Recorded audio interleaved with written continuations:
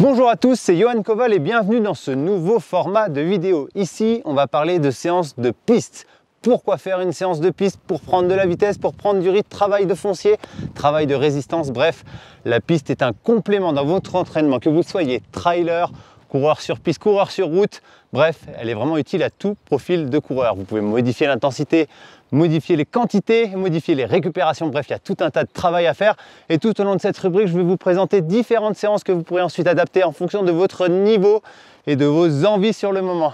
Aujourd'hui, pour commencer, on va parler des 100 mètres. Pourquoi faire des 100 mètres? Comment faire des 100 mètres? C'est tout simple, c'est à suivre maintenant et tout de suite dans la vidéo.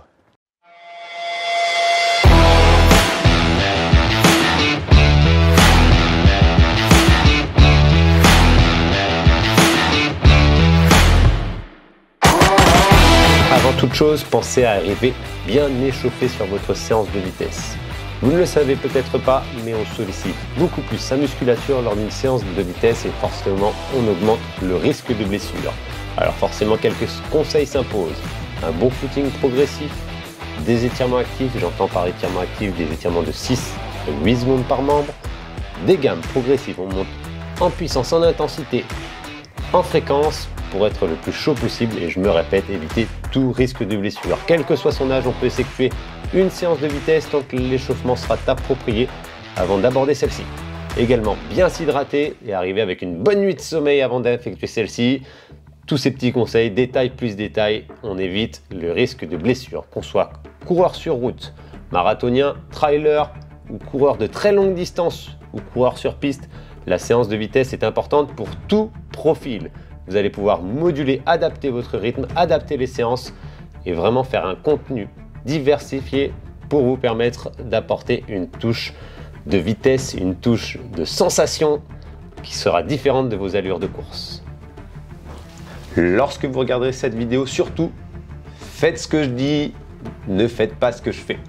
Il est important d'être le plus détendu et relâché possible sur une séance de vitesse et vous le verrez, les chronos ne seront pas plus mauvais à l'arrivée.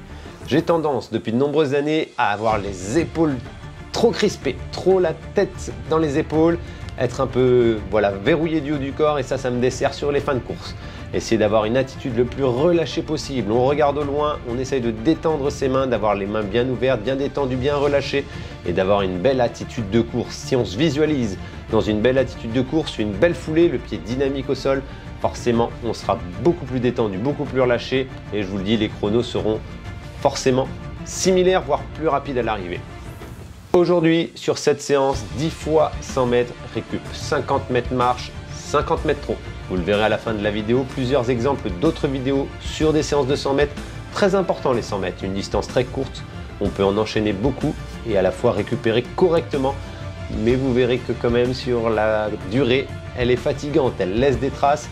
Mais lors du prochain footing ou des prochaines séances un peu plus longues qui suivront, vous serez beaucoup plus à l'aise.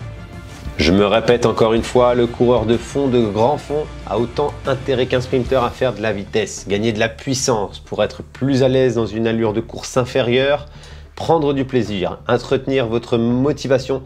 Ce sont les points majeurs de cette vidéo. Les 100 mètres, ça s'assimile bien, ça s'enchaîne bien et pourtant, on travaille bien. Travailler intelligemment est important pour progresser en course à pied et encore une fois, je me répète, quelle que soit votre distance de prédilection.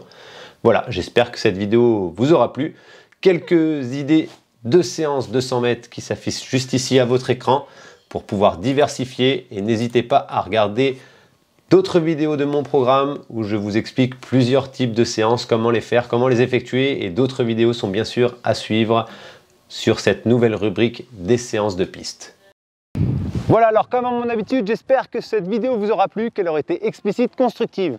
N'hésitez pas à commenter, liker, partager des suggestions de vidéos futures juste en dessous. Également, vous abonner à ma chaîne YouTube, je compte sur vous. Si vous souhaitez également progresser en course à pied, avoir des plans d'entraînement constructifs et adaptés à votre niveau, je vous invite à cliquer juste ici, regardez à la présentation sur l'écran, mon programme d'entraînement pour progresser sur 10 km sur route. C'est tout simple, il est juste en dessous. Dans la description, je suis juste essoufflé, c'est normal. Je viens de terminer ma séance de 100 mètres, elle s'est plutôt bien déroulée pour moi, malgré des conditions un peu difficiles. Il y a un peu de vent aujourd'hui sur Fourmeux, mais bon, c'était un vrai plaisir de prendre un peu de vitesse. Moi, j'ai fait 10 fois 100 mètres, récupération 1,30. Voilà, comme à mon habitude, j'ai plus qu'à vous souhaiter un très bon run à tous. À très vite. Ciao, soupape!